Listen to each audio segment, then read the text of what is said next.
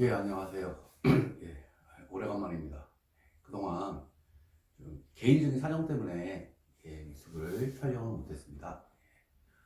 오늘 이제 그 말씀드릴 부분은 그 유일본 반환 청구 소송에 대한 실제 얼마 전에 저희가 이제 그 서울 고등법원에서 판결을 받은 사례를 말씀드리겠습니다.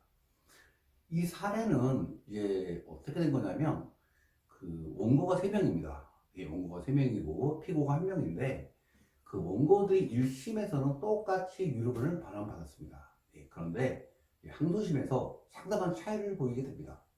그래서 이 사례를 말씀드리면서 실제 그 유료본 반환 청구 소송에서 어떻게 이제 이루어지는지 그거를 쟁점 몇 가지를 집중적으로 설명을 드리도록 하겠습니다. 이 사건은 아버지가 계시고 어머니가 계시고 일남, 일녀, 이녀, 삼녀가 있습니다.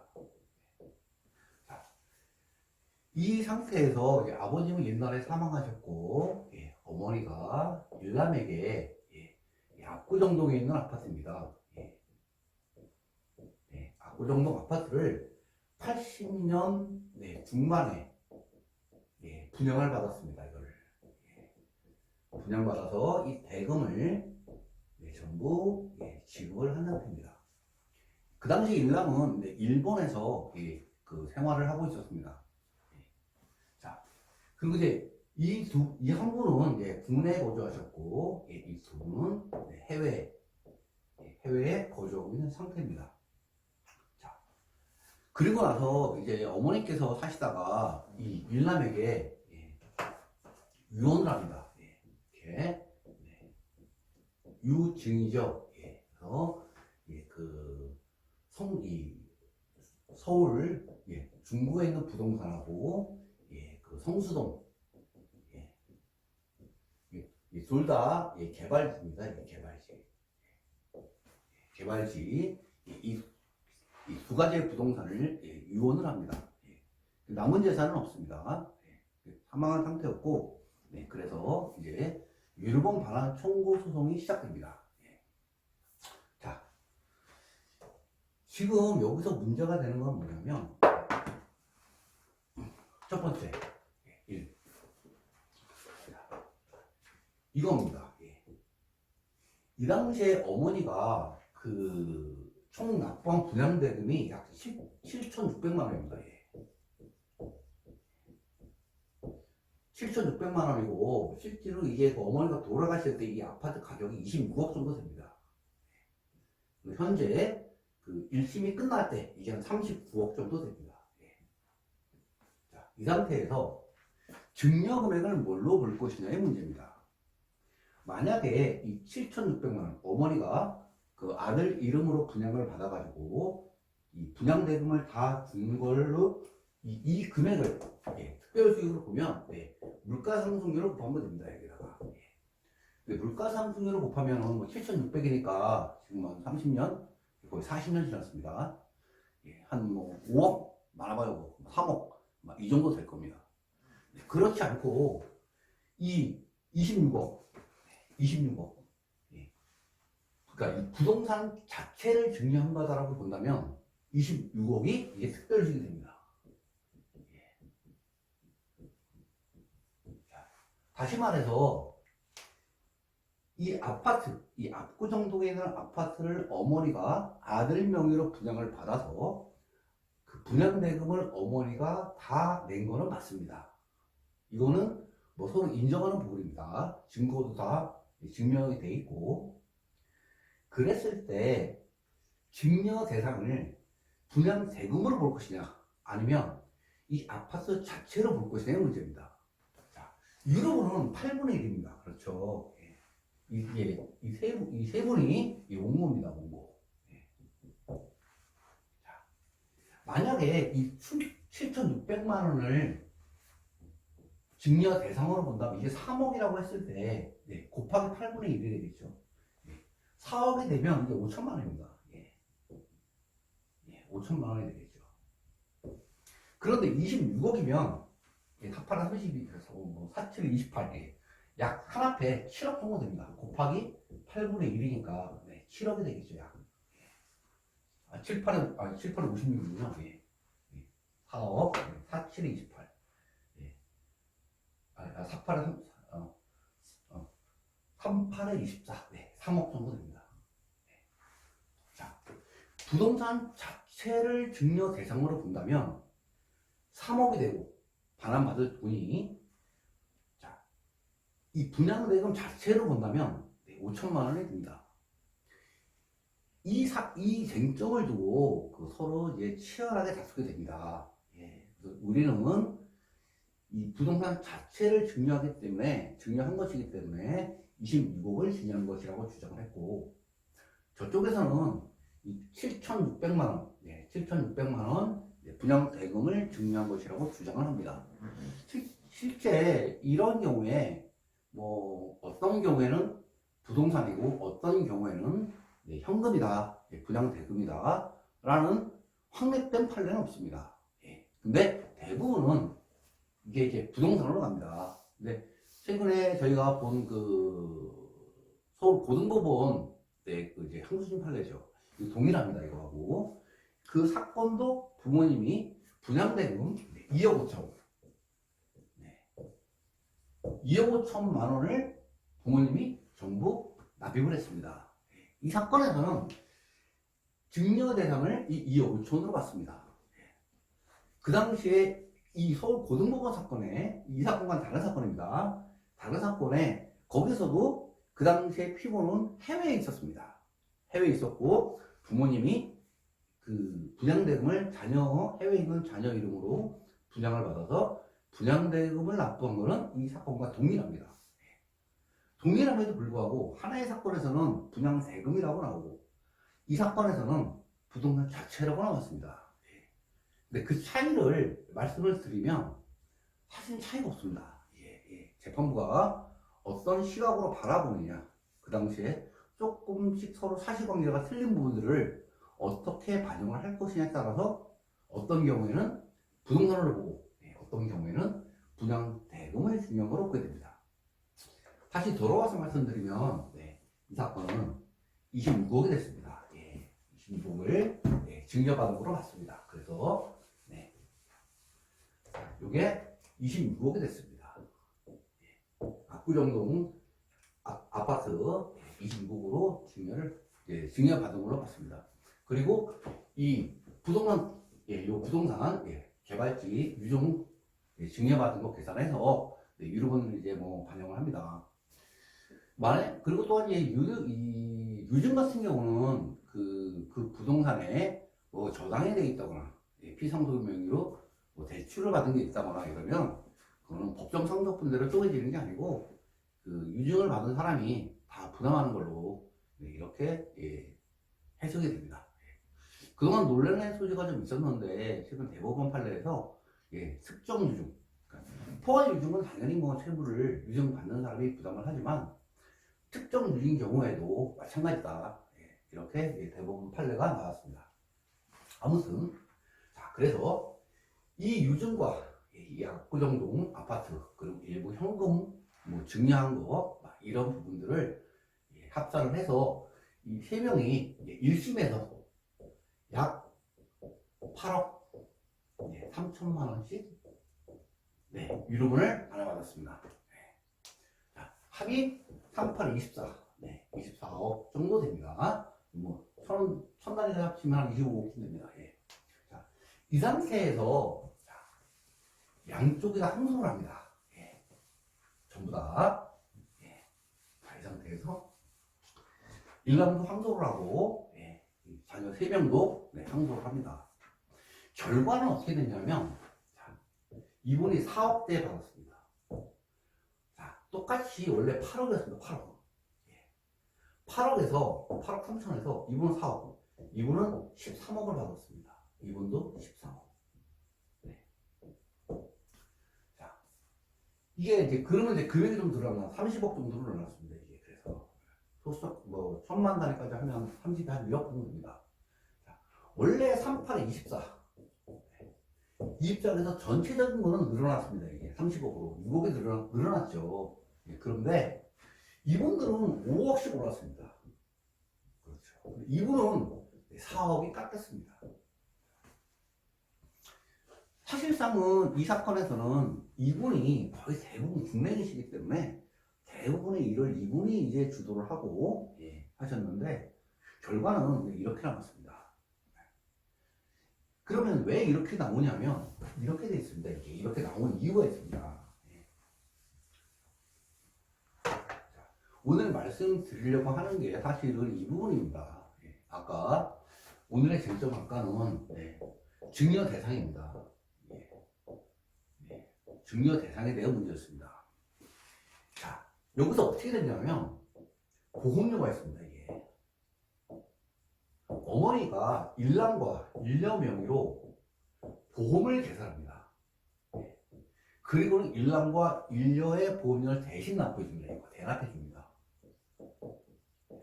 1심에서는 이것이 특별수익에서 배제됐습니다. 왜냐하면 1심 판결을 들어보면 어머니가 그 차명으로 본 거죠. 일남과 일녀 명의로 그냥 그 보험을 가입을 하고 증여하라는 의사가 있는 게 아니고 가입을 하고 나중에 다시 돌려받으라는 의사가 없었다고 보기 어렵다. 뭐 조금 이제 말이 살짝 꼬이는 부분이 있지만 이렇게 판단을 해서 이 부분을 특별수익에서 배제를 했습니다.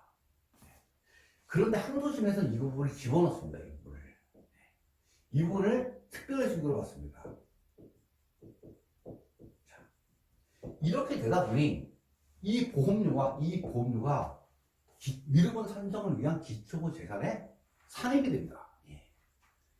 당연히 따라서 유류분은 그만큼 증가를 하게 됩니다.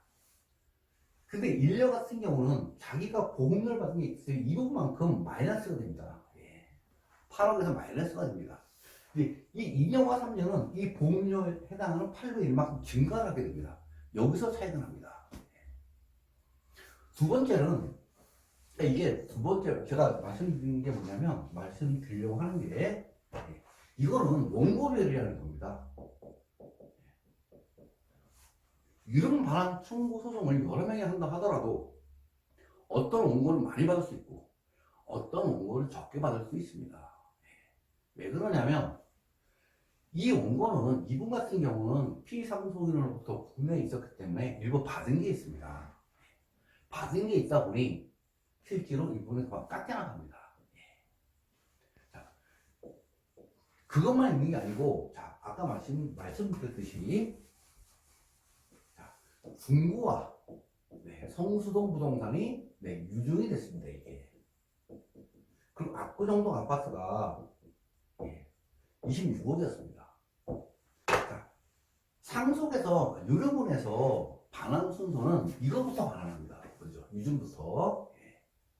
그런데 작년에 재작년에 부동산 가격이 폭등을 했습니다. 그러다 보니까 가격이 급등을 합니다. 이게. 자, 원래 이 그 계산을 뽑아보면 이분들이 세 분이 이거를 전부 다 받아 온다 하더라도 유류분이 부족합니다. 유류분이. 그래서 일로 갑니다. 부족한 부분은. 그런데 자, 해외에 계신 분들이 국내에 있는 재개발지의 부동산을 갖고 있다 한들 큰 재미가 없습니다. 그러다 보니까 돈을 원하게 됩니다. 그리고 피고 이 일남 같은 경우는 이걸 돈으로 주고 싶어 합니다. 그래서 돈으로 주려면 이게 최근가입니다. 최근가. 상속 개시 당시에 만약에 10억이었다. 그러면 10억을 기준으로 유류분을 뽑지만 실제로 그 유류분에 해당하는 걸 줄 때는 돈으로 계산해서 줄 때는 그 현재가, 현재가를 기준으로 줍니다. 그러니까 가격이 올라갑니다. 원래 여기서 10억을 받았어야 되는 건데 유류분이 이 상속 개시 당시로 10억을 이었다면 이제 올라서 13억이 되면 이 13억을 받는 겁니다. 10억을 받는 게 아니고 13억을 받는 겁니다. 현재가를 기준으로 받는 겁니다. 자, 이래서 금액이 이제 올라갔습니다. 1심에서는 이걸 반영을 안 했습니다. 그래서 8억이 나온 겁니다. 또 이게 이 압구정동에 있는 26억짜리 아파트가 39억이 됐습니다. 이게. 자, 물론 여기서는 뭐 500 몇십만 원밖에 안 받았지만 이게 800 얼마나 씁니다. 그래서 반환될 금액이. 그래서 이런 방식으로 그 가액 반환할 때는 사실심 변론 종결시,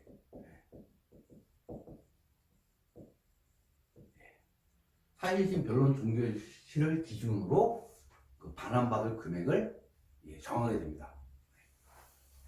그러다 보니 증여 대상이 분양금이냐 아니면 아파트 자체냐에 따라서 쟁점이 달라지게 되는 거고, 유류분 받을 금액이 틀려집니다. 증여 대상을 뭘로 보냐에 따라 달라집니다. 그리고 유류분 반환 청구 소송은 그 똑같이 소송을 한다 그래서 똑같이 받지는 않습니다. 따라서 동일하게 재판을 했다 하더라도 누구는 덜 받고 누구는 많이 받습니다. 그래서 실제로 이 부분도 소송하실 때 감안을 하셔야 됩니다. 자, 그리고 반환 받을 때는 지분 같은 경우, 부동산 같은 경우 반환 받을 때 돈으로 받는 경우는 요 어머니 사망 당시가 아니고 사망 당시가 아니고 현재가로 받습니다. 현재가로 반환을 받게 됩니다. 그래서 지금 오늘 말씀드릴 거는 이 항소를 한다 하더라도 항소를 하는 경우에 그 결과론적으로 보면 아까 1년 되시는 분은 항소를 안 하는 게 좋았겠죠. 결론적으로 보면. 물론 뭐 결과론적인 얘기입니다. 만약에 그 보험료가 그 특별효과가 잡히지 않고 1심을 그대로 유지했다고 하면 이 2년과 3년, 13억씩 받았습니다. 이 조금 내려가겠죠. 그러나 그 1심에는 이거를 상속 개시 당시로 계산을 뽑았지 사실심 변론 종결식을 안 했기 때문에 뭐 한 11억 정도 이렇게 받았을 겁니다. 대신 1년도 11억 정도 받았겠죠. 근데 지금 이게 항소심에서 보험료가 그러니까 새로운 특별수익이 여기 인정이 돼버리니까 1년은 깎이게 된 겁니다. 그러면 이제 정리를 해드리겠습니다. 오늘 말씀드린 거는 이 분양받은 아파트 분양 방식이 증여입니다. 이런 경우에 분양 대금 증여냐 아니면 아파트 자체 증여냐, 자, 이게 쟁점이 됩니다. 자, 이거는 그 공격하는 쪽에서 유리한 거고 이거는 방어하는 쪽에서 유리한 겁니다. 이게 뭐 원고가 만약에 이 상태였다면 당연히 피고 입장에서는 유효 주장을 하겠죠. 이게 쟁점이다. 이거는 그 도식은 없습니다. 이럴 때는 이 분양대금을 피상소인의 분양대금을 줘가지고 이 아파트를 분양받았을 경우에는 항상 아파트 자체를 증여하는 것으로 본다라는 대법원 판례는 없습니다. 그냥 하급심에서 해석하는 겁니다. 이건 뭐 분양대금이다, 뭐 아파트다. 그래서 아까 말씀드린 것처럼 저희 사건 같은 경우는 이걸로 판결을 했지만 이 서울고등법원 다른 사건에서는 이걸로 이제 판결이 난 경우가 있습니다. 두 번째는 그 위급을 한다 그래서 율분 청구한다 그래서 그 항상 그 원고들의 반환액은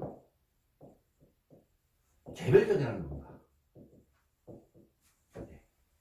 그러니까 원고가 여러 명이 한 사건을 하든 아니면 각각 소송을 하든 반환받는 금액은 달라집니다. 왜냐하면 원래는 유류분은 각자 권리이기 때문에 그렇습니다. 이게 상속재산 분할하고 틀리게 각자 소송이기 때문에 그렇습니다. 세 번째, 자, 돈으로 받을 때는 부동산 증여, 부동산이 반환 대상이다. 아까 같은 경우 유정된 재산도 부동산이 있고 증여 재산도 압구정동 아파트, 그것도 부동산입니다. 이런 경우에 가액으로 반환받을 때는 현재가로 계산합니다. 1심에서 이걸 빼먹었습니다. 1심에서는 그 뭐 어머니 사망 당시 26월 기준으로 반환을 돈을 그 당시 26월 기준으로 500만 원 얼마를 반환하라고 했는데 항소심에서는 그 39억 기준으로 800 얼마를 반환하라고 나왔습니다. 그래서 현재가를 기준으로 합니다. 그 아까 말씀드린 것처럼 뭐 압구정동 아파트는 그 이제 증여받은 거기 때문에 순서에서 밀려서 500만 원밖에 뭐 개인당 반환을 안 하지만 그 유증계산, 유증계산 아까 서교동 중국 거하고 그 성수동 거, 이 부분은 금액의 차이가 많습니다. 왜냐면 그게 이 10억짜리가 13억이 됐습니다 이게. 그래서 원래는 그 뭐 3분의 1 나누면 3억 3천씩이지만 일로 가면 4억 얼마, 4억 3천이 되겠죠 한 명당. 3분의 1씩 계산하면 물론 뭐 아까 2년 3년은 좀 더 많이 받았겠죠. 그래서 여기서 이제 금액이 쓴 겁니다 또. 아까 보험제도에서도 썼지만. 그래서 그 부동산을 증여를 받을 때는 이렇게 합니다. 심지어 이런 경우에 부동산이 급증한 경우에 항소심에서 재감정을 할 수도 있습니다.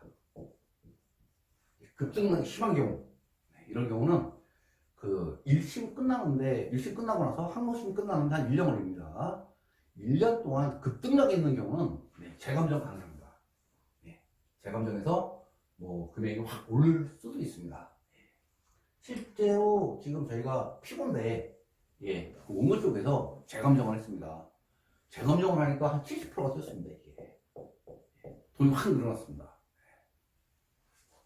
이 부분은 이게 그러니까 그 현재가라는 거는 대부분이 많은 분들이 1심에서 감정을 하면 다시 항소심 가서 재감정 안 합니다. 왜냐면 과거에 그래왔기 때문에. 근데 그 부동산이 급등하거나 급락하는 시기에는 재감정의 필요성도 있다. 왜냐하면 반환 가액은 현재를 기준으로 반환하는 거기 때문에. 이렇게 말씀드리겠습니다. 자, 오늘은 오래간만에 뭐 한 달이 좀 지난 것 같습니다. 제가 털 때 이 앞니가 부러져가지고 지금도 사실은 임시치료를 해놔가지고 발음이 정확하지 않습니다. 상당히 불편합니다 이게.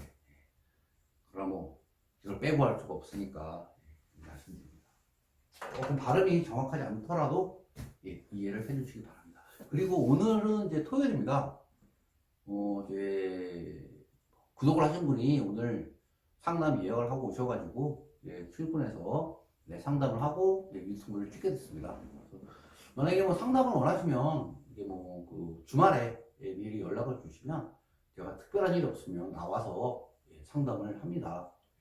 뭐 평일날은 저도 사실은 뭐 직장 생활을 하고 있기 때문에 다른 분들도 평일날 시간이 안 되는 분들이 꽤 있습니다. 그러니까 주말밖에 시간이 안 된다 그러면 주말에 시간을 잡아달라고 하셔서 예약하시고 오시면 되겠습니다. 일단 오늘 그 강의는 이렇게 마치고 혹시 또 조금 더 일을 하다가 새로운 주제가 있으면 다시 뭐 강의를 하도록 하겠습니다. 일단은 오늘 강의는 여기서 마치도록 하겠습니다. 고생하셨습니다.